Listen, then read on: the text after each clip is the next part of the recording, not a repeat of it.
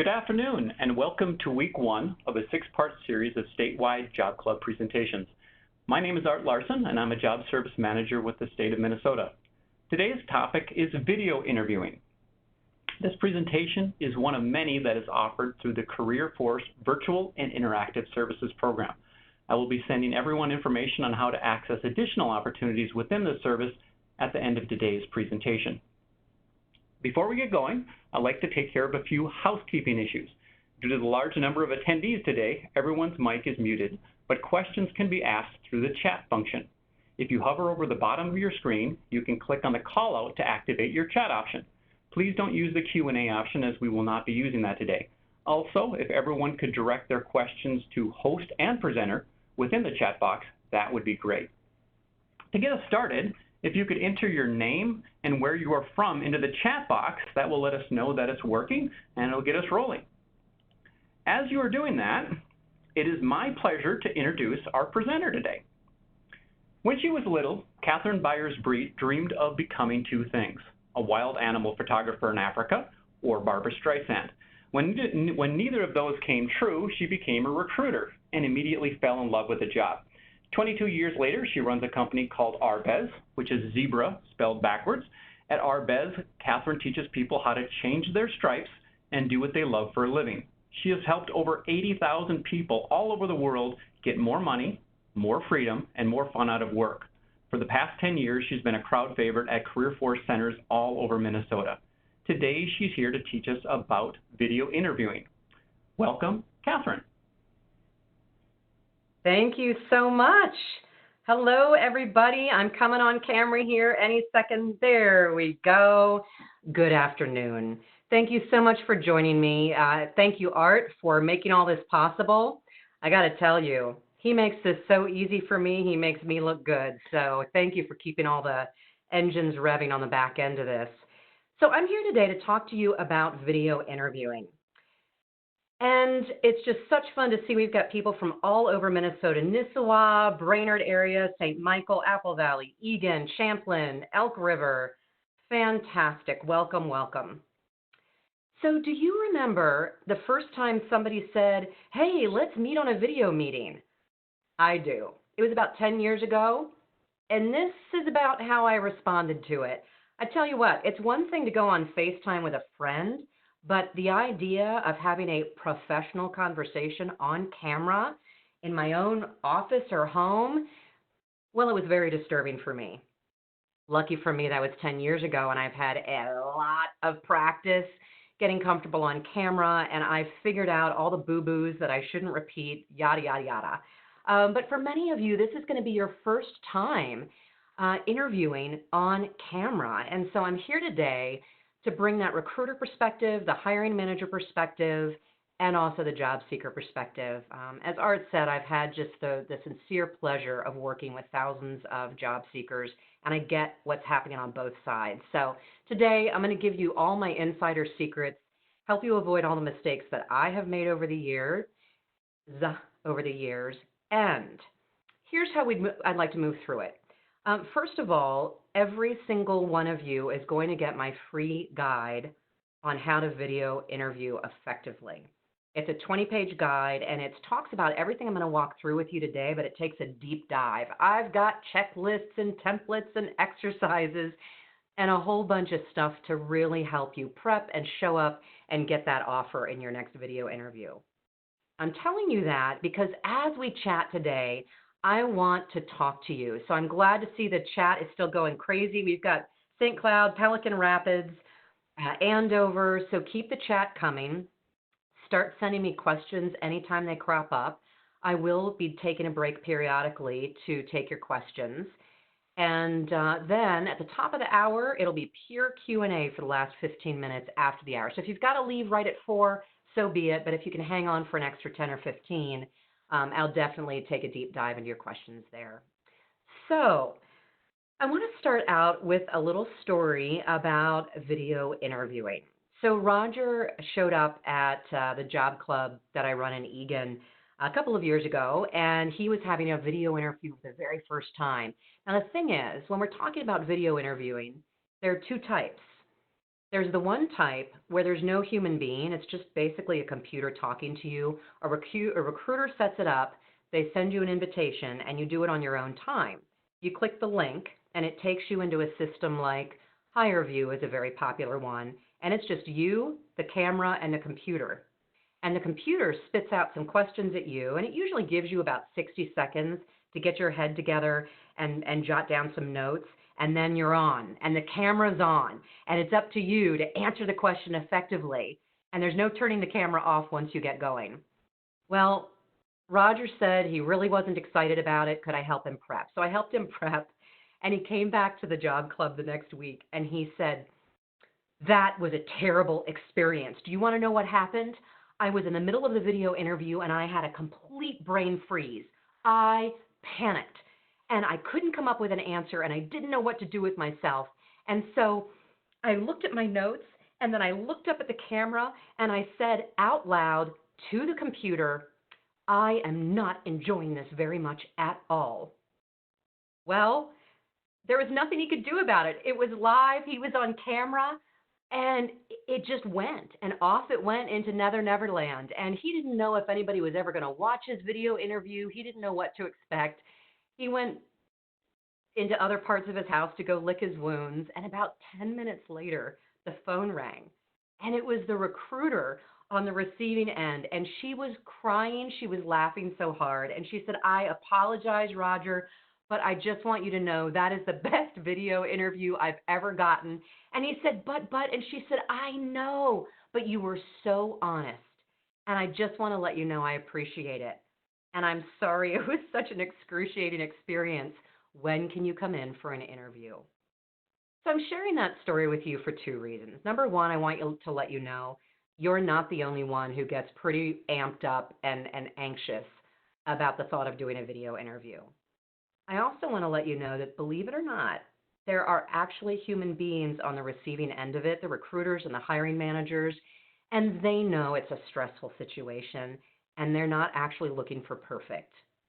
So dare to settle into your skin, have a little bit of fun, and when you make a mistake, no big deal, laugh through it, and plow on.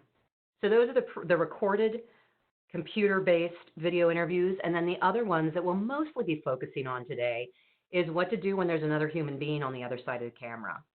All right, so just for giggles, in the chat, is there anybody else who's had a really bad experience with a video interview? It's just fun to share these things and get them off our chest. So any other bad experiences while I move on to the agenda? I'll share one with you that happened to a friend of mine, actually two. I just talked to a client an hour ago, and his wife was on a meeting this morning at 5:30 in the morning, and he forgot that she was having a video interview. So he came waltzing into the room in his pajamas / underwear, and fortunately he caught himself before he went on camera. But my other friend was not so lucky. She's the CEO of a company, and she was talking to a client last week. And at home, right, almost all of us are working out of our homes, so she was on camera in her living room, and her husband didn't know it. And all of a sudden, he came waltzing out of the bedroom in his boxer shorts on camera. And to make things worse, it wasn't a cameo appearance. He actually stopped and was doing something in the kitchen. And she was watching with horror him in the screen. She froze. She didn't know what to do. And the people on the other side started laughing. And so she screamed at him to get out of the camera. We're all human beings, and I promise you they're human beings on the other side. All right, so let's see about bad experiences. Melissa has been tongue-tied. Man, it's so easy to panic when you get stuck, but I'm going to let you in on a secret. If you have a brain freeze and you absolutely forget what they asked you, you can't come up with an answer to their question, and you just don't know what to do with yourself, just look at the camera and be honest and say, oh my gosh, I just had a complete brain freeze. Will you ask me that question again? And that'll usually loosen things up. And you can have a good little chuckle with the person on the other side. Other challenges that people have had. Abigail is working from home with kids, and she thought she had her kids sequestered properly, and they walked in on the meeting. Yeah, that's happening all over the world right now. Melissa had a great experience. Oh, so Melissa got tongue-tied, but she managed to do well enough that they called her in for an interview and they hired her. Ooh, I love hearing those success stories. So Melissa says, maybe I was the best of the bad. I think so. All right. So we have technical questions coming in. Nancy, I'm going to jot down a little note for myself. When we get to the question about setting up your space, you've got a question about the webcam. Do I recommend that you purchase one or use your phone? Actually, let me just take that question right now. It depends. Do you have a flip phone, like Professor Clousteau, Inspector Clousteau, or do you have a smartphone with 4G internet connection and a really sassy camera? If you've got a fantastic smartphone, then you may be able to use that. But I do recommend a webcam. Now, I'm not a techie, but I've been doing on-camera training and meetings for about 12 years, and I bought a webcam because it is a much cleaner connection, much less chance of things falling apart. You can make do right now. You know, if you try to order a webcam and it's on back order, or maybe you can't afford one right now, you can probably make do with your phone. But test, test, test. You've got to test all this stuff before that moment of truth, before the official interview happens. Just test it with a friend. All right, so the agenda. You've probably had a chance to scan through the agenda. Here's what we're going to talk about today. First of all, how to prep. And I'll run through how to set your space, how to research the company and the people, what to wear, and then how to do a practice interview with a friend. So I'm going to run through that, how to prep. Then I'm going to talk about how to get yourself emotionally in the game. One of the toughest things about interviewing, whether it's on camera, over the phone, or heck, in person when we all get back out into the world, is dealing with your nerves. And so I'm going to give you some suggestions on how to control the jitters, how to calm yourself down, and boost your confidence so you can go on camera feeling comfortable, calm, and confident. You ready to talk about that? I know I am. Then I'm going to give you my checklist, last-minute checklist, and I want you to do this 30 minutes prior to going live. Art and I are doing that together. We sign in 30 minutes prior to make sure the technology works. There's nothing funky happening in the background. So I'm going to give you my checklist and then how to show up on camera. There are some really important considerations. I'm doing a couple of them already. I'm looking at the camera. I'm not looking at all of you down here. I'm looking at the camera, and that is so important. And I'm trying to remember to smile. Not like that. I'm trying to remember to smile naturally at you. And if this is your first time, I got to tell you, it feels really weird talking to and smiling at the camera, but with practice, you too can look natural and relaxed. So we'll talk about how to do all that stuff. And then I'll wrap it up with the biggest boo-boos to avoid. I promise you I've made all of them. That's why I turned them into a list so that hopefully I can spare you all the pain and suffering that I went through. So thank you so much again for joining us. Art, thanks for keeping up with all the technical questions. As you have questions, chat away. And again, I'll stop periodically and take them. But let's dive in. How to prep. Well, it all starts when you schedule the interview. Now, this isn't something you're going to read in a lot of interview prep books, and so most people miss this step. They just say yes to the interview, and then they go and start preparing on their own. Well, you need to ask a couple of quick questions when you're scheduling the video interview, and here's what they are. Once again, everything I'm teaching today is in that free guide that you're going to get. Art is going to send it at the end of the day to you. I think he said at the end of the day. Yep, he's going to send my free guide. It's a 20-page guide, and it's a deep dive into every one of these sections, including my bullet points and my lists and my exercises. So again, I encourage you to take notes, not on what I'm saying, but on your light bulb moments. And things that you think, ooh, I should do that, write it down. Or, what is she talking about? I need to learn a little bit more about that, write it down. So that's what I want you to focus on taking notes, is your action steps and your light bulb moments. You'll get the rest of it from me in my guide. So when you schedule that interview, it's usually with a recruiter, and it often happens over email, a LinkedIn message, or a text message. Doesn't matter. However that request for a video interview comes to you, I want you to say, yes, I would love to. I'm available at that time. I've got a couple of questions for you. And you can just copy and paste my questions and send them straight off. I want you to ask them, who's going to be interviewing you? Is it going to be live with a human being, or is it going to be like a higher view computer interview scenario? That's a question. If they say it'll be a human being, who? Is it going to be you? If so, can't wait to meet you. No? Who else is it going to be? Is it just you? Is it going to be a group? These are important things for you to know. Once they tell you, then you also want to know the names, first and last names of who you're going to be interviewing with, because you need to do a little bit of research on those people. You need to find out what their job title is, how long have they been at the company, how long have they been in the industry, did they publish a book recently, did they start a nonprofit, are they best friends with your next door neighbor? See, once you go online and do just a little bit of research on the people that you're meeting with, you may discover that they are indeed good friends with one of your good friends. Well, all of a sudden, you've got the inside scoop. You can call that mutual friend and say, Susan, oh my gosh, I see that you're connected to Jonah. I have an interview with him tomorrow. What can you tell me about him? And Susan is going to tell you exactly how to show up for that interview. So really important to do your homework on the people that you're talking to. And the only way you can do that is if you ask who they are.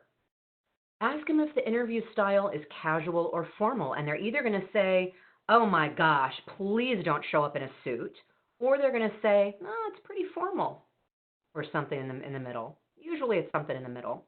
And then number 5 and number 6, you're basically asking them for advice on how to prepare for the interview.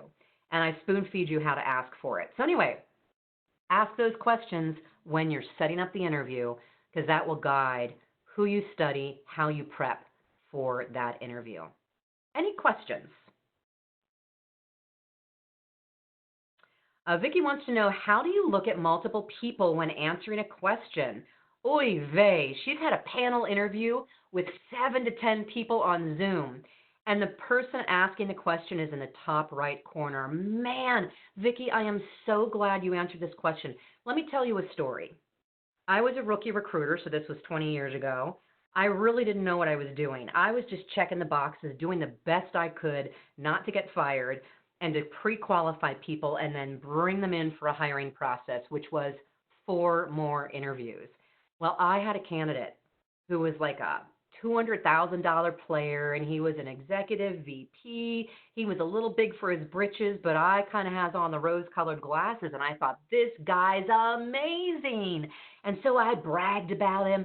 I went running around the company telling people I had this amazing candidate coming in, and he passed the technical interview and the marketing interview, and he eventually made it to the executive interview, and it was a panel.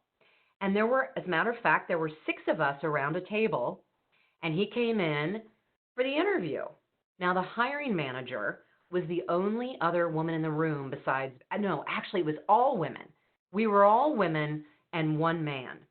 The hiring manager was one of the women. And then 1 man. But I didn't think anything of it. Why would I? I don't care, men, women, whatever.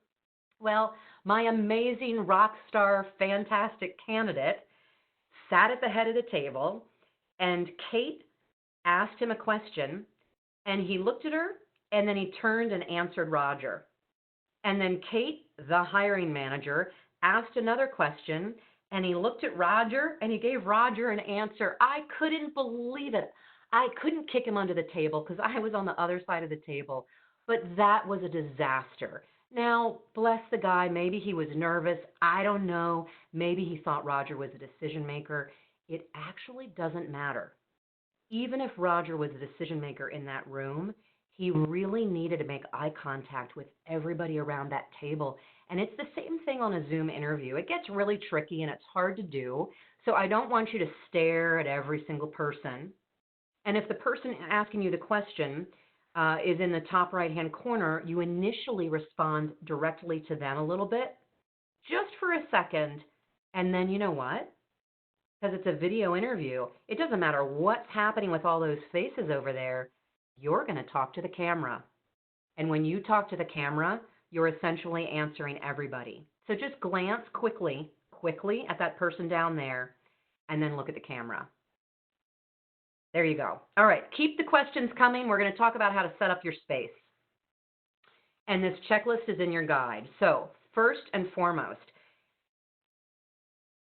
Angela, I think it was, had kids come screaming into the room. Listen, sometimes you're going to quarantine your children and the dogs and the neighbors, and they're still going to come running in their diapers, okay? Do everything you can to put the dog away, the kids away, the neighbors away. Put a sign on the front door so that the FedEx man doesn't ring the doorbell and set your dog off going crazy. So the most important thing for you to think about is what's behind you. There are a lot of people who have beautiful office space and their walls are nice and clean, and they don't think about the experience of the person behind them. So you really need to look behind you, and you need to test it with a friend and say, is there anything distracting? If you've got a political poster, take it down. If you've got anything inflammatory or noisy or, I don't know, crazy wild posters, if you have a picture of a marijuana plant, take it down, folks. You don't want to give people any reason to make any decisions about you that aren't in line with what you want them to think about you. So clean everything up. Please, people are looking over your shoulder. Stack your books up nicely. Throw the garbage away. Get rid of all the empty pizza boxes. This is really important.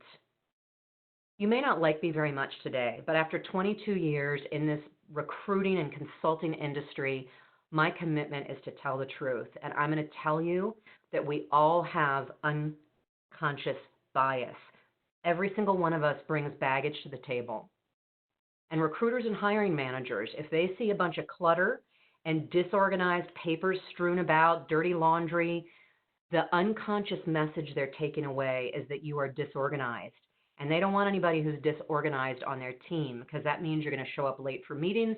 You might not be on time for work. You won't deliver your projects on time. Unfair? Yep.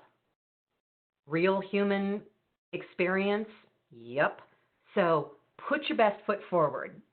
Number 2, technology. Let me just quickly tell you, I can't solve all your technology problems today. Neither can Art, for that matter. You have to test your system. Now, the great news is, when that recruiter sends you a link to that video interview, you're going to see in that invitation, is it HireVue? Is it Zoom? Is it WebEx? Is it Skype? Where is the video interview going to happen? Then I want you to go out to that website, HireVue website. Every single platform for video conferencing has a test section where you can go out there and literally test all of your technology to make sure the audio, the camera, everything works smoothly. So number 1, you have to test the technology. And number 2, you have to test yourself. We'll talk about how to do a mock interview in just about probably 2 or 3 minutes. A couple of other housekeeping things, and they're all in your guide. Look at that.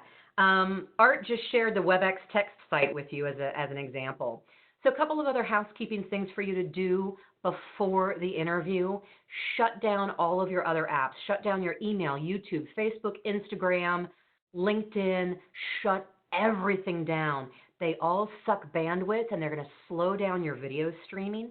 And that's where you start getting connection problems, and you start getting or frozen videos.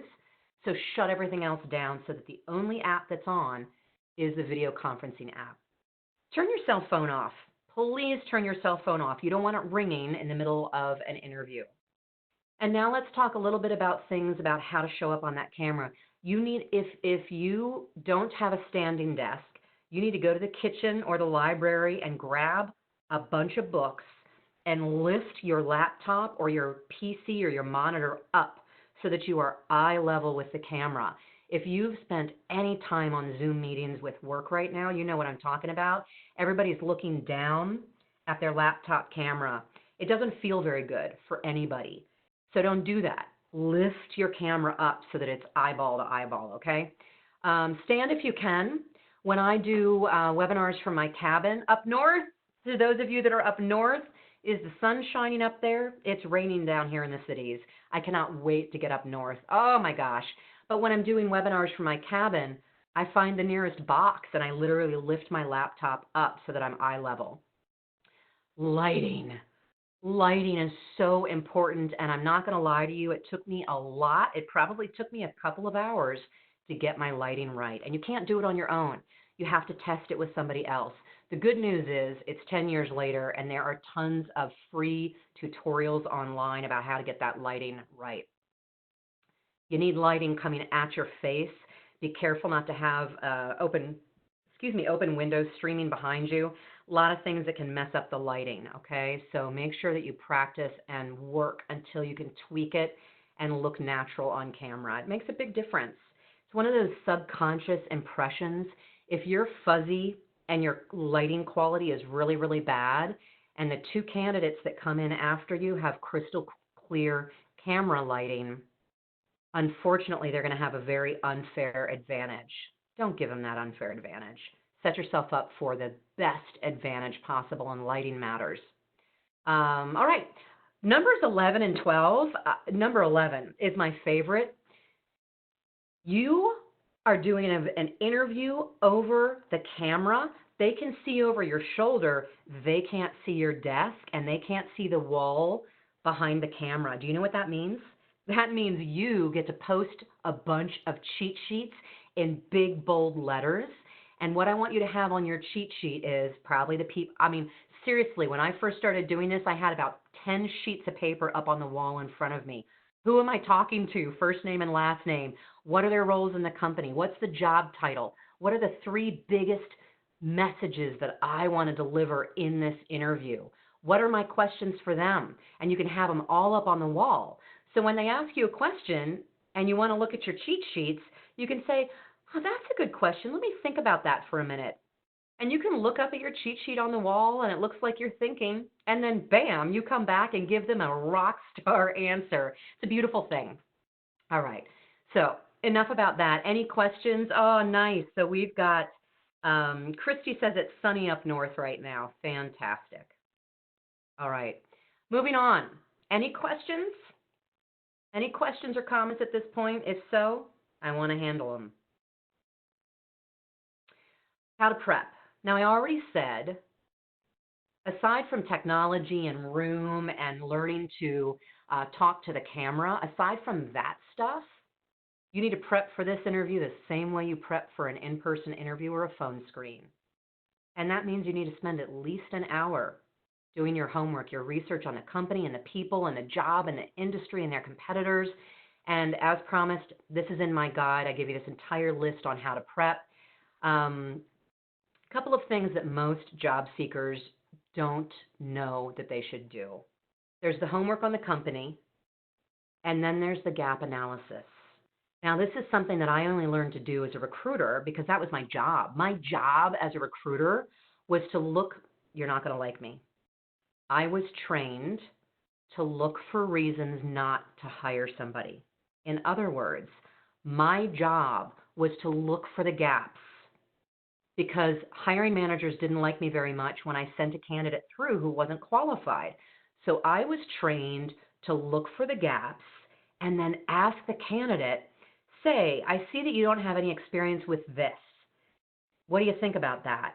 And at that point in the interview, I would cross both my fingers and my toes and hope that the candidate would help me see that even though they didn't have Microsoft Excel experience, that they had a comparable skill or that they could learn it quickly. So my job was to identify the gaps and look for reasons not to hire somebody because I was hoping that candidate could convince me that they could overcome that gap. Now, the only way you can do that in the middle of an interview is if you do your homework ahead of time and you look for the gaps.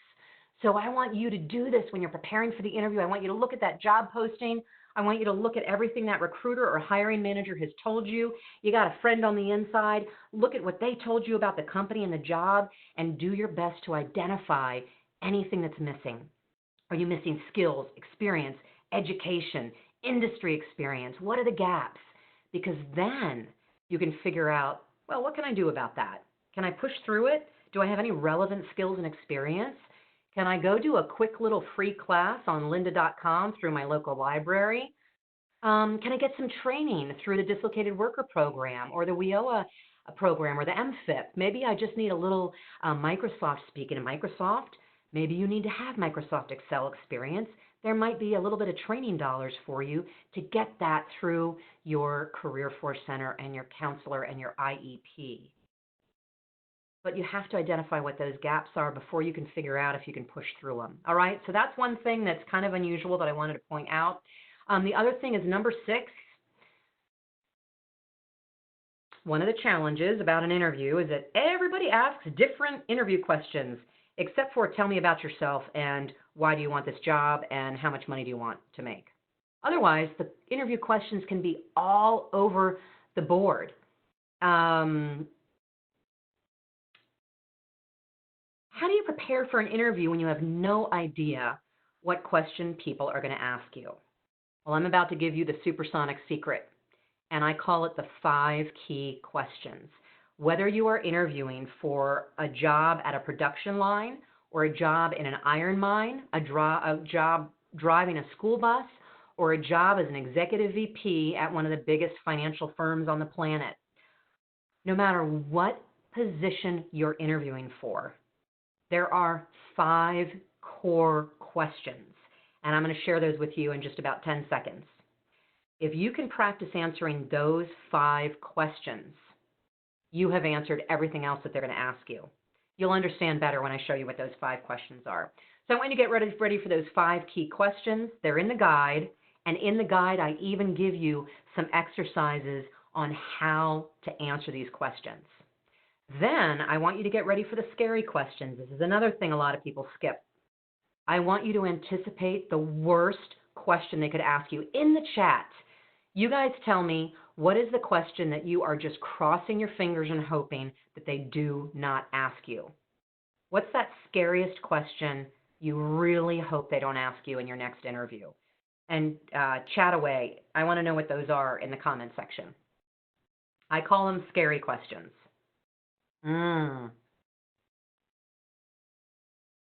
Abigail wants to know if you've had a conflict with your coworker. Yeah.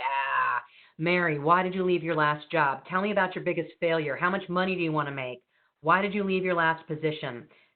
Keep chatting away, and those of you that have figured out how to send it to all panelists and attendees, then it won't just be me and Art seeing your questions. You were with your last position for over 10 years. Why are you looking now? You were with your last position only 3 months. Why'd you quit so fast? What are your greatest weaknesses? Why'd you leave your last job? Tell me about your worst boss. All of these questions, all of these awkward, hard questions, you can get ready for with the 5 key questions. Are you ready? Here we go. Boom. Number 1, can you do the job? Do you have the skills to do my job at my company in my industry? Number 2, do you understand the job? Do you understand what you're interviewing for? Do you understand what is expected of you? And do you understand how our company and our job is different than the one that you're coming from? That's number 2. Number 3, are you at the right price? Money questions. They might ask it 10 different ways from Sunday, but here's what they want to know. Number 1, can they afford you? And number 2, will you be happy at that rate? So most job seekers assume that a company is trying to get you as cheap as possible.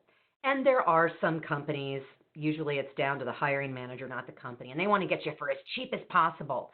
You know what happens if they get you as cheap as possible? You're going to quit as soon as you can make more money somewhere else. And smart recruiters and hiring managers know that. So of course they want to get a good deal just like you do, but they don't want to lowball you. They don't want to pay you significantly under market because you will quit. So when they ask the question, how much money are you looking for? They want to know, can they afford you and will you be happy? Number 4, the cultural fit, which is where some of these questions come. Tell me about your worst boss. Why did you leave your last company? And on and on and on. They want to know if you're going to be happy there and will you fit in with the team. So if you get a question like, so if you could be a cat, what kind of a cat would you be? It's the culture question. That's the core question. Will you fit in with the team? And if they ask you what kind of a cat would you be, try to resist the urge to say, are you kidding me? They're trying to get an honest answer from you. And if you say, I would be a lion, That's a good answer if you're applying to be an individual contributor, maybe a hunting salesperson, and they need you to get out there and break down doors and break open new accounts and do the heavy lifting. Maybe a lion would be a good thing. But if they need somebody to come in to a team and rally the troops because there's really low morale, they don't want to bring a lion in. They want to bring in somebody who's more collaborative. See, so it's easy to hear an interview question and think, what a stupid question.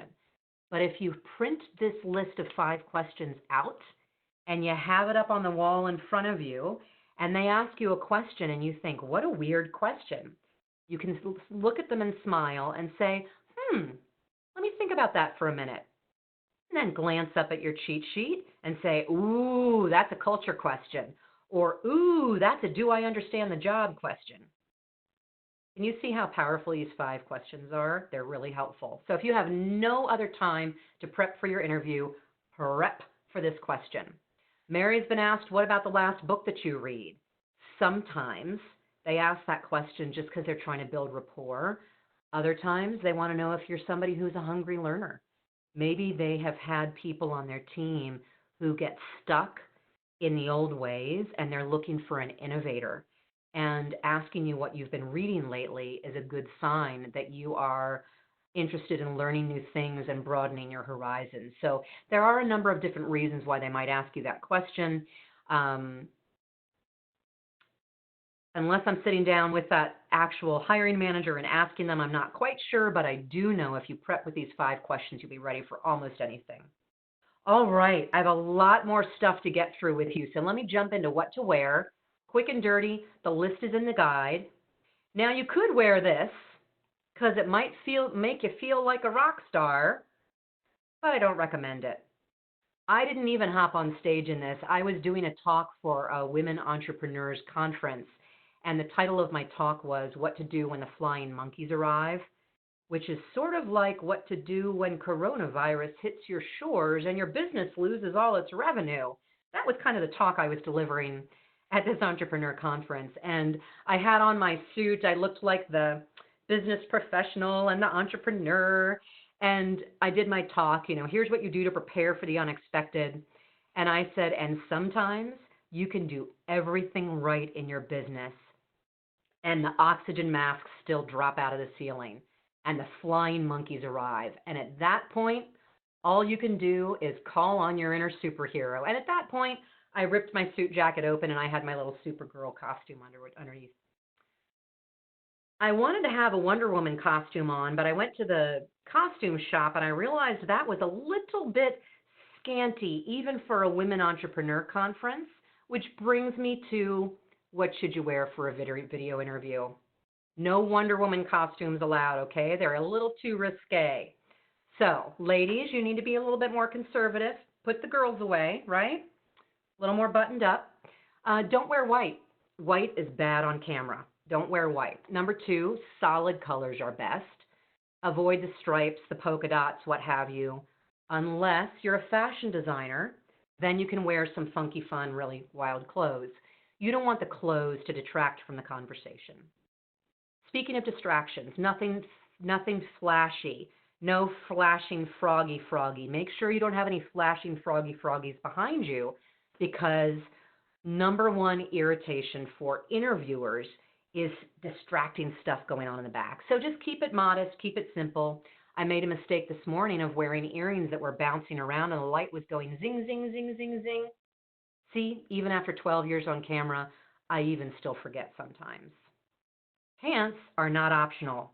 You've all heard the stories of people who wear their underwear or shorts or short shorts, whatever, and they walk over to pick something up off their printer and everybody sees what they're wearing. So plus, when you're going on an interview, you want to feel like a professional, okay? So just dress, wear nice pants, all right?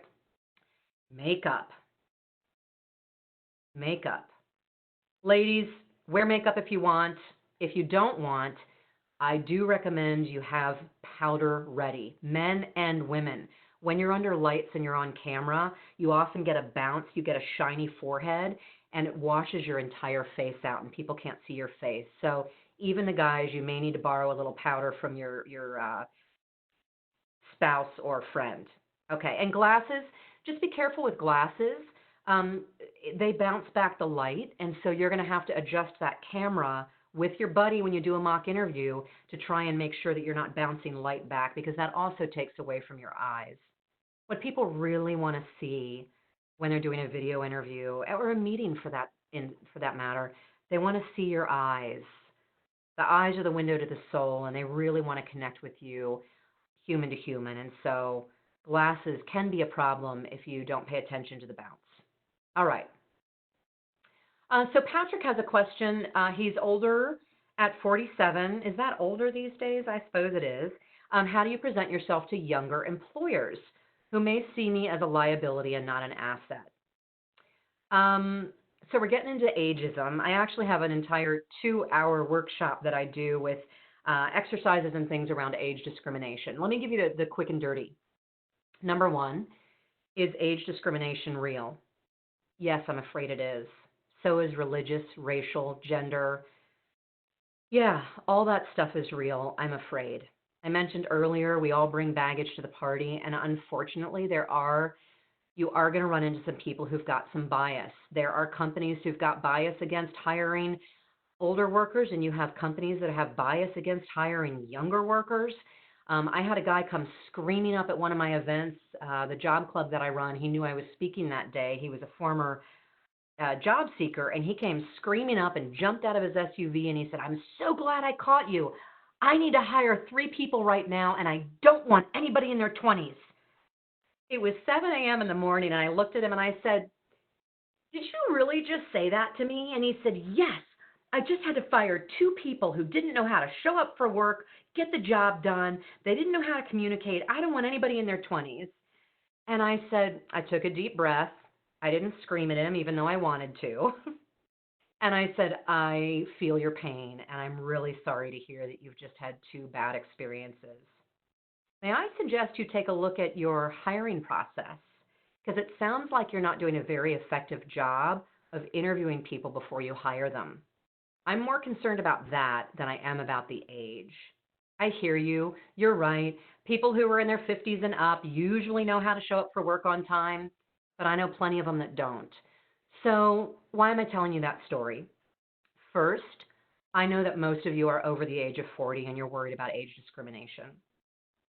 It's real, but it happens on both sides of the spectrum. But I also need you to please listen to me for just a moment. The discrimination that you're worried about is not happening nearly as often as you think it is. I could tell you hundreds of stories when people come to me and said, "They're not hiring because I'm African American. They're not hiring me because I'm a woman. They're not hiring me because I'm 65. And I sit down and I peel back the onion, and sometimes I know the hiring manager, so I pick up the phone and I say, "Hey, Tom, how are you doing? You got a couple of minutes? Say, I'm trying to help a job seeker over here, and it turns out this person interviewed with you a couple of weeks ago. You got any feedback for me that I could use to really help this person get hired?" And I get the inside scoop, and it is rarely about their age, gender, or religion. It's usually something entirely different. So my quick and dirty is, if they really don't want to hire you because you're too old, too white, too female, too short, too young, if they really are discriminating, you don't want to work for them anyway, and there's nothing you can do about that bias. But please do yourself a favor. Before you assume anything, give them the benefit of the doubt and assume that something else is going on. All right, that's my 911 on discrimination. All right, I hope that helps. You can't afford to worry about it. You can't control it, and if you spend any energy worrying about it, it's going to hurt you. Instead, focus on what do they need you to do? What's the value that you can provide to that company? What's the business problem they need you to solve?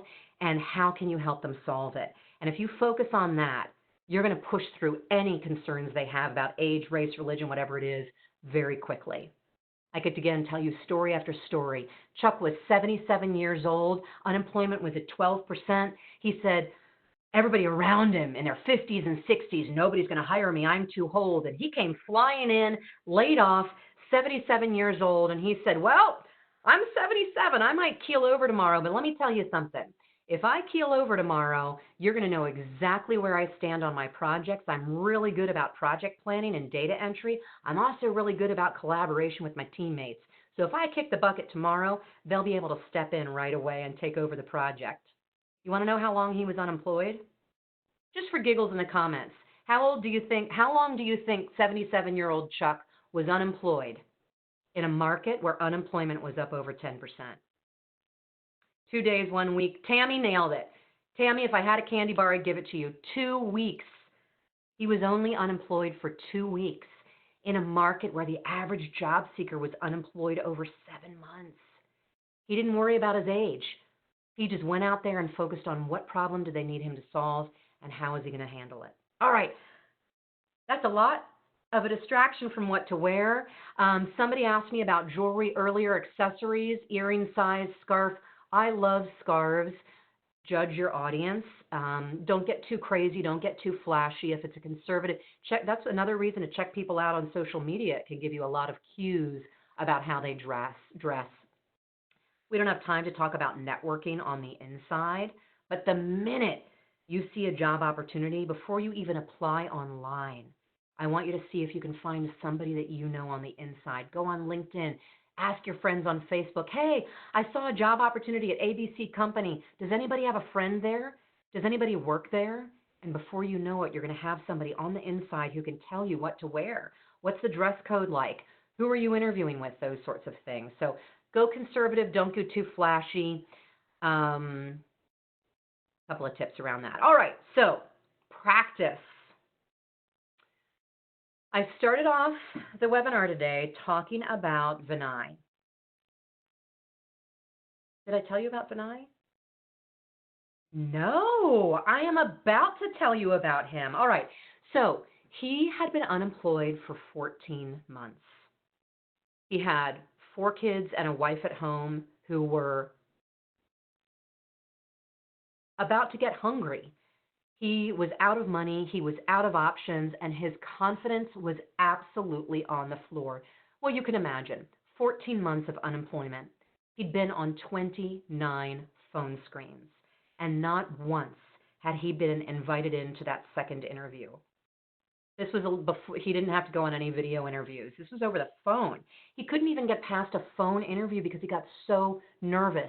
And every time he got rejected, he got less and less confident. So by the time he came to me, he just had no confidence left whatsoever. And he said, can you please help me get better at my interviewing? And I said, yes, I can. But the first thing we need to work on is reminding you how talented you are. So we did some work around mindset, looking back at his work history to remind him that he was smart and talented and had a whole bunch of success stories. And he went through exactly what I'm teaching you guys today, how to prep for that interview, how to show up.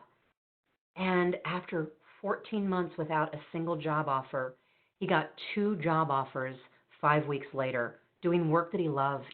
He was about to give it all up. He'd been in the medical device industry for 25 years. He was about to throw it all away and go back to stocking shelves at Walmart because he was so desperate.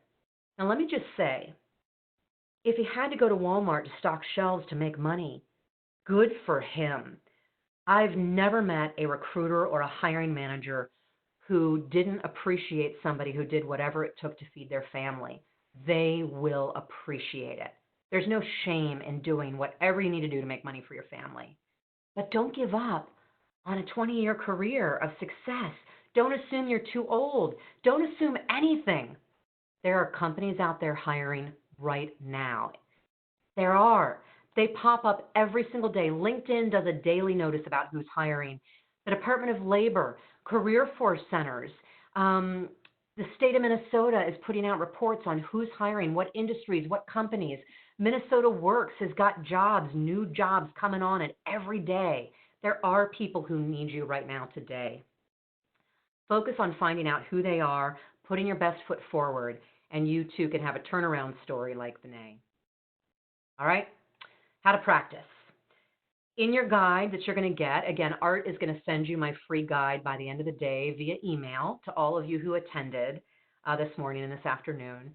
I have pages of exercises and tips and checklists on how to practice.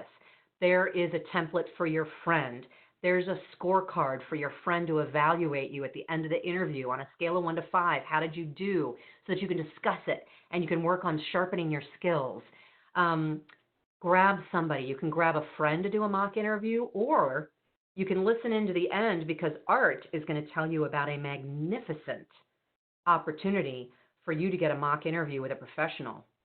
Are you excited? I hope so. Hang on 10 more minutes and he'll let you know all about it.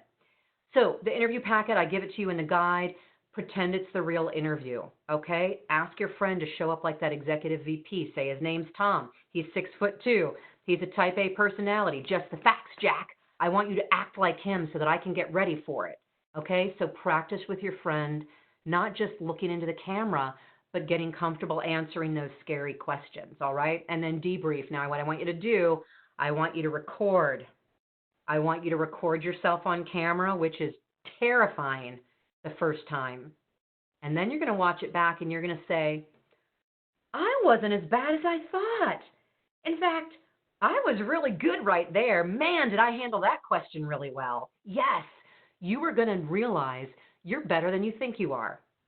And then you're going to also notice some of those annoying habits. Maybe you were clicking a pen. Maybe you were rocking in your chair, things like that that you need to work on. Or the biggest mistake is that you aren't looking at the camera. So record it and watch it back. I tell you what, it's a lot less painful to practice with a friend and watch a recording in a safe zone than it is to totally bomb in the moment that matters most, the real interview. All right. Questions. Bring your questions on. Let me just quickly recap a few things about on camera. Eye contact, smile, listen more than you talk, and when you get frozen or embarrassed or you can't come up with an answer, take a breath. Say to the person on camera, either, that's a really good question. Let me think about that for a minute. Or say, oh my gosh, I totally had a brain freeze. Can you ask me that question again? Take quick notes. Don't look down a lot. Like I took a quick little question about Nancy at the beginning, just a couple of notes. You really don't want to take a lot of notes because then your head will be buried down here and that's not good. So just chicken scratch, just to give you some ideas about how to respond to questions and how to follow up after the interview. I take notes in my client meetings. I'm interviewing for jobs all the time as a small business owner. I'm the sales guy. It's up to me to hunt for new clients and new projects and to find the money. And so I'm interviewing all the time. And what's really important is that I listen and I jot down quick notes as people are talking. And then after the fact, I send a follow-up and I need my notes to know what was important to them so that I can follow up effectively. But again, chicken scratch. And I already talked about how to check in. All right, so questions and comments. I'm going to take a quick break here. Oh, Joseph, thank you for asking this question. What if you're in the middle of a video interview and you lose the connection? Well, guess what happened with Art and I just this morning? It's as though the masters of the universe conspired to give a great example live. Here's what you do if you lose a connection. You stop, you breathe, and you wait a minute. You probably wait 30 seconds, maybe 10 seconds. Just sit and wait. Sometimes the system will blow up and then it will come back on. So the thing that you need to know is that even if your screen freezes or if you get bumped off, the connection is still usually live. So the person on the other, like with webinars, same thing. Even if you lose your connection, the person on the other side is probably still in that room. So if you totally get bumped off, go out and then click the link and sign back in again. And the recruiter or the hiring manager is probably going to wait about 30 to 60 seconds to see if you come back into the room. If you lose the connection with one of those higher view applications, I guarantee you're going to get an email that says, we're so sorry, your session was interrupted. Click here to resume, or click here to do the interview all over again. So don't panic. We all know that it happens. And with the world working from home right now, the chances of things falling apart are even greater. Just be calm, see if your system comes back up. If not, log out, log back in. And if the people on the other side have disappeared, pop them a quick email or a text, however they're communicating with you, and say, hey, Jerome, lost the connection. Would you like to go back into the meeting? Easy peasy. All right. Vicky likes her interviews to be conversational. Wonderful. In fact, one of my top tips on how to calm down, my 23 tips on how to reduce the jitters, is to stop thinking of it as an interview and think of it as a conversation. So that was really just a comment from Vicky, and I want to say, good. How do you do that with multiple people on the screen? You want to know my little secret? I pick the one I'm most comfortable with. So when there are multiple people, and so for me, when I'm doing a client interview, I had a client interview today at 12 o'clock, you guys. Yes. I had a client in another state that wants to hire me to do a webinar, and there were 4 of them on the screen. I picked the one that made me smile the most, who I was most comfortable with, and I was mostly talking to her. And then every now and then I'd glance down and say, I better talk to Andrew and Ryan, but Dawn. I just kind of felt a connection to her, so I just pretended to myself I was talking to Dawn most of the time, and that relaxed me a lot. All right, so I'm going to get to the rest of your questions probably in the 15 minutes after the top of the hour, because I know some of you have to go. Let me quickly jump into mindset. In the guide, I give you some delicious, proven tips on how to calm down and boost your confidence. You want to know who's a great person to help you with this? Brene Brown. Man, Brene, B-R-E-N-E, Brown. She's got some great TED Talks on shame and vulnerability and insecurity and being yourself. Go watch a couple of her TED Talks and you'll be comfortable in your skin before you know it. But I give you, I think, 2 pages of ways to calm down and relax, settle into your best version of yourself, and boost your confidence. Some tactical exercises in my guide to help you boost your confidence. I want to point out one thing on this issue of mindset and champions. So I often say to people, go find your champions. And they say, that sounds kind of foofy. What are you talking about? This is what I'm talking about. When Terry came to me for help, she had been unemployed for over 6 months. She was getting desperate. She was in her 60s, and she was convinced that her age was the issue, and she should rather just figure out how to retire, even though she couldn't afford it. And I said, hang on, before you assume that it is your age, let me just ask you a couple of questions. And one of the first questions I ask is, does everybody in your network know that you're looking for work? And she said, what do you mean? And I said, neighbors, friends, pastor, hairstylist, former coworkers, connections on LinkedIn. Do any of those people know that you're looking for a job? And she said, well, no, I didn't really know what to tell them. I was a little uncomfortable. So no, I haven't really told any of them that I'm looking for a job. And I said, mission number 1, I want you to make a list. I call it the first 50. I want you to make a list of everybody you know that you really, really like. Because chances are good, if you really like them, they really like you. And they'll be willing to put their reputation on the line and make some introductions for you.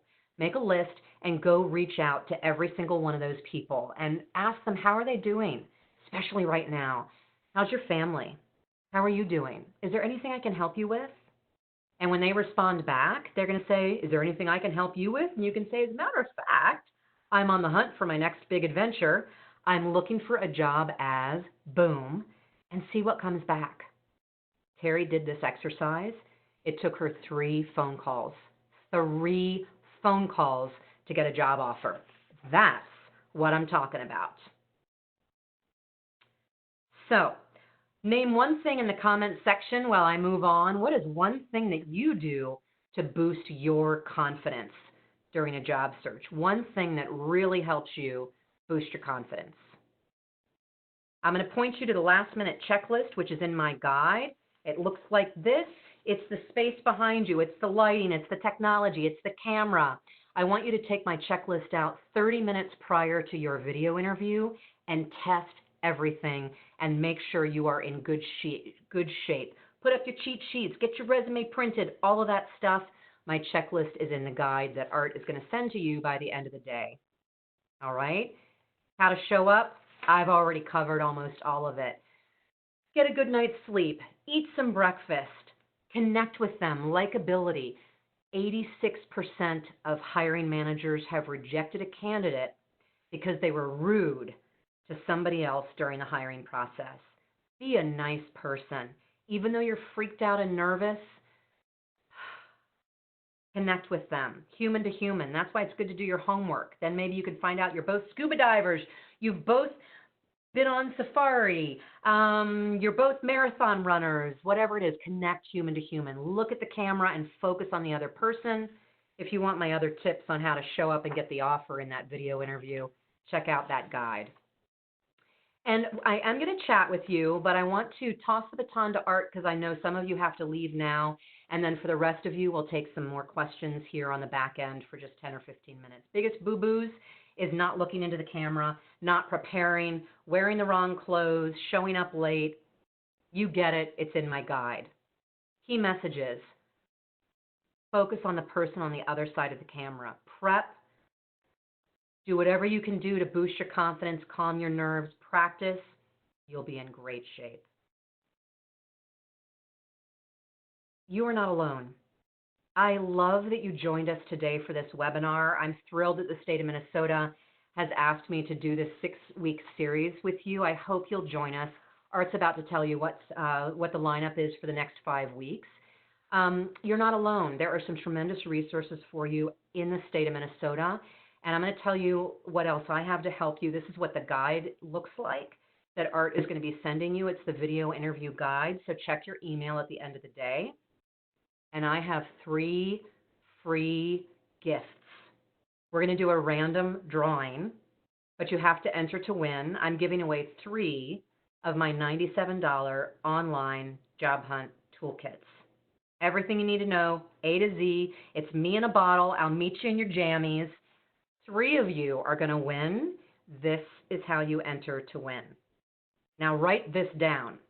www.arbez.com. Yep, that's zebra backwards. www.arbez.com/enter the number 2 win dash toolkit. All right? Write that down. arbez.com/enter 2 win dash toolkit. And with that, I am going to let Art tell you what else CareerForce has to help you with your job search. Art, I'll let you take it away. All right. Thank you very much. Thank you for the presentation today, Catherine. Great information. Catherine will be joining us on the next 5 weeks of Job Club. Next week's presentation will be Laid Off, Now What? And you can see the rest of them on there. I appreciate those of you who stuck with it to get through some of the technical issues for today's presentation that you might have been having through your device's audio. Please use that test link that I sent out before you do any additional ones so you don't have to struggle with that frustration. Catherine also mentioned the ability to take part in a mock interview. I'll be sending you out the contact information for your closest CareerForce location so you can contact your local site to get that personal connection started. They can help you with phone interviews, with mock interviews over video. They can also do resume reviews. So use that resource. It's there, it's free, it's valuable. Also, there are additional options available through our CareerForce virtual and interactive services. I'm sending the link right now to everybody. On there is links to all of our seminars. The next one that's coming up for resumes is this Thursday, and you can find the direct link there. So thank you very much, Catherine, and I think we'll wrap it up with some questions. So thank you very much, and Catherine, back to you. All right, I'll come back on camera here. We'll start my video, and we'll take it away with some questions here. All right, so let me take a look at the questions here. I was just typing out because I think a couple of you said, what was that link to get the enter to win? So let me just type that out. It's arbez.com/enter the number 2 win dash toolkit. I was just typing that out to you guys. There you go. You can just click it and off you go. And we will do that drawing within the next hour. We gave away 3 toolkits earlier today, and it was really fun to announce those winners. So good luck, everybody. I would love to see you all online. All right, so questions. Yay, Rachel entered. Great. Hoping for the best too, you guys. So let me scroll back up here and look at your questions. Again, I'll be here. I'm going to stick with you guys till a quarter after. I asked about what do you do to boost your confidence, and I just want to share some of the ideas that came through because you guys are smart and many of you have already figured out how to calm down and boost that confidence. Tammy meditates with living her future now. Wow, so that conjures up for me sort of vision boards, and I've got my vision board over there, and yeah, you know, if you read any books on success, marathon runners, Olympic athletes, they all practice visualization. They visualize their future, and it is a very powerful way to say, I am global. When I wanted to take Arbez global, I wanted to speak all over the world. Instead of saying, oh, I'd really like to go global, I said, I am global. And guess what? Before I knew it, I got a speaking gig in South Africa. I am global. And I flew all the way to China last summer for 2 speaking gigs. So visualize what your life is going to look like when things settle down and you're in your dream job. By the way, can I talk about dream jobs for just a moment? None of you that I saw, maybe you asked questions, but you know, one thing, the reality is some of you right now are just going to have to take whatever job you can get for just right now.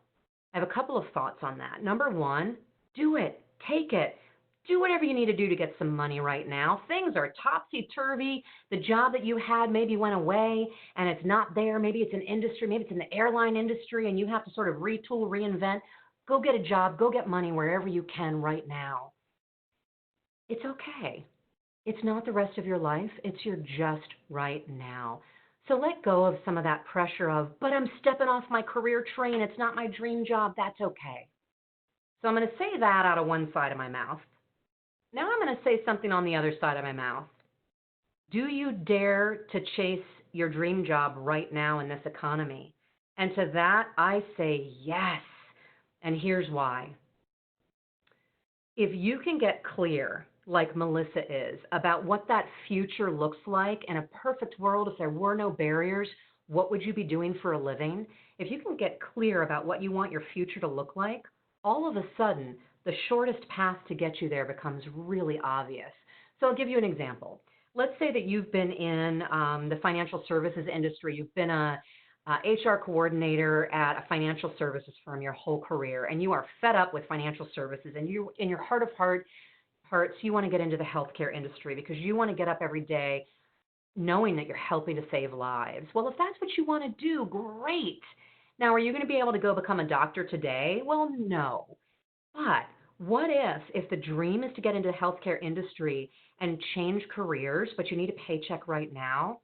Why not go after an HR coordinator job in that new industry right now? Why? Well, because certain areas of the healthcare industry are in desperate need of extra hands right now.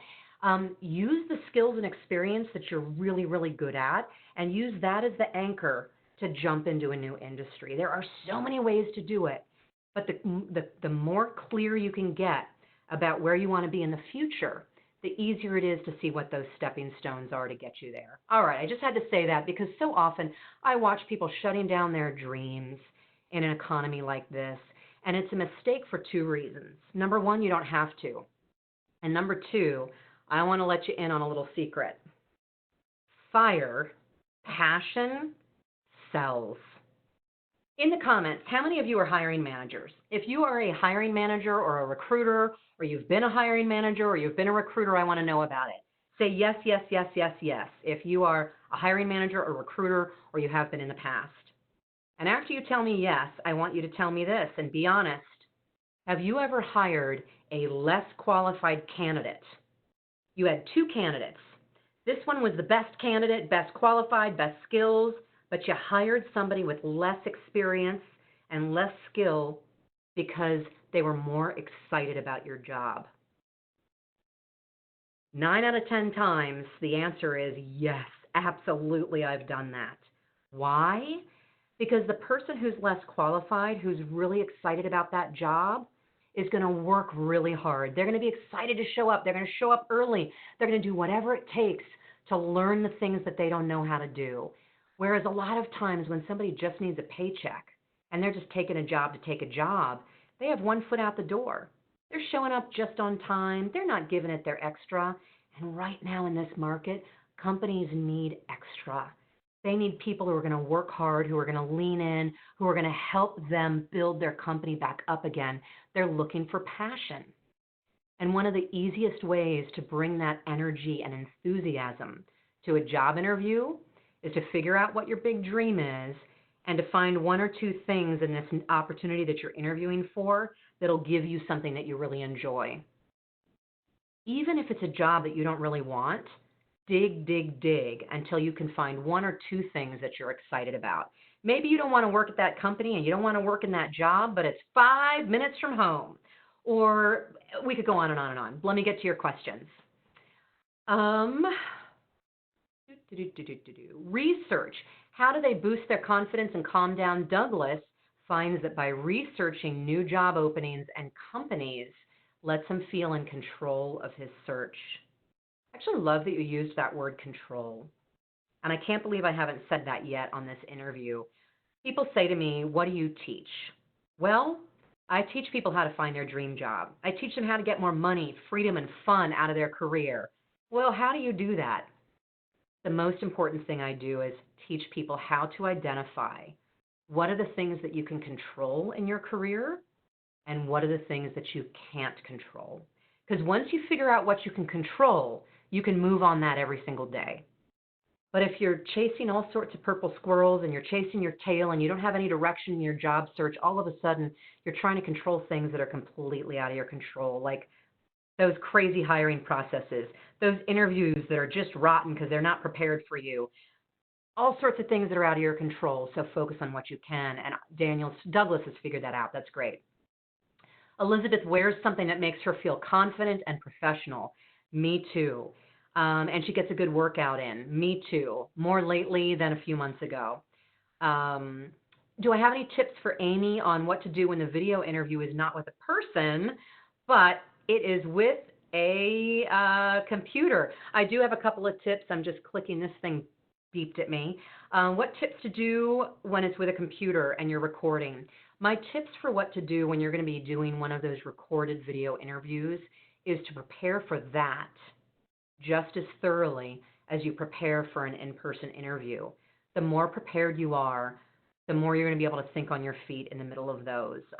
Everything I recommended for a live interview is exactly the same for prepping for that video interview, because even though it's not live, there's somebody on the other end that's receiving that message and you want it to feel human. I want you to picture your favorite recruiter or your favorite former boss and talk to them in the camera when you're talking to the computer. Terry stays in contact with his network of people that he's worked with in the past. That helps him calm down and boost his confidence. All right, Judy, I'm glad you liked the presentation. Wonderful. Amber is the Workforce Center, I think. Wonderful. Great. Let's see if there were any other questions. Kirsty had to duck out. Thanks for showing up. Positive self-talk. Yes. Good question here. Haircuts. Let's wrap it up with a fun one. What do you do if you need a haircut and the salons are closed? Just let's ring things out today. You guys tell me, what are you doing about haircuts right now with our shelter at home and hair salons not being open? I've been cutting my husband and teenage boys' hair, and I'm doing an okay job. I could have asked my husband to cut my hair, but I just flipped my head upside down and cut off all my dead ends. I don't know how it looks, but I trimmed off the dead ends. You could buy some clippers online if you're a guy and cut your own hair. If you're at home, if there's anybody at home with you, I know it can be dangerous. I've had bad haircuts too. I know it's scary. You know, I said to somebody this morning, I said to a gentleman, I said, you know, if your hair is too long, go out and buy some goo. Buy some goo and put some goo in your hair, and that can help you sort of. I have goo in my hair because if I don't have goo in my hair, I look like a crazy woman. So put a little goo in your hair and you can sort of slick it back a little bit. And if you're really uncomfortable about your long hair, why not make a joke about it? You want to talk about connecting with somebody on a video interview? Open up the interview and say, so, I'm sporting a new look today with my long hair. What are you doing about haircuts lately? Dare to have some fun. Dare to have some fun. Believe it or not, the folks on the other side are just as stressed as you. They are just as nervous and uncertain about their future. And if you dare to relax and have a little bit of fun, poke a little fun at yourself, why not? Please be careful. No off-color jokes, no profanity. Whatever you do, don't make fun of them. Always make fun of yourself. If you want some tips on humor and what's safe, there's actually an excellent free YouTube video on humor, and they talk about comedians who do it really, really well. They keep it clean, and they're always poking fun at themselves, never the other person. So anyway, thank you all so much. I really appreciate it. I have to tell you, I've been in this business 22 years, and on the day that I know I'm getting to show up on stage or on a webinar with people that are dreaming about that next move in their career, it is a joyful day for me. So as much as you showed up to learn things, I showed up to fill my gas tank with your journey, your story, and I really appreciate you trusting Art and I today with your journey. So you're not alone. Take advantage of the amazing resources at the state of Minnesota and connect with the people who know you and love you. And I'm going to wrap it up with a couple of final thoughts. Don't turn off yet. I want you to remember something. You've done this before. This is not your first rodeo. You have gotten jobs before. You have interviewed and gotten job offers. Remember that, okay? You are smart. You are talented. You're a hard worker. You have success stories out the yin-yang. Companies need you. There are companies. There aren't as many companies hiring this month, but there are companies hiring. They need you right now, but they don't know where you are. They don't know how to find you. So you've got to get out there every single day. Talk to people, ask for introductions, offer to help other people, and I promise you, you're going to start finding those really cool opportunities. Thanks for joining me, and I hope to see you next Tuesday for the topic next week, 10 a.m., 3 p.m. Head on out to the Career Force Center to find out what the topic is next week, and I hope to see you. Please invite your friends. We want to be there for them as well. Thank you so much, everybody. Have a good rest of the day. Thank you, Catherine. I just sent the link to the next 3 Job Club offerings. They are now live. They went live within the presentation you just heard. Next week's topic is laid off, now what? Thank you, everyone, and have a great day.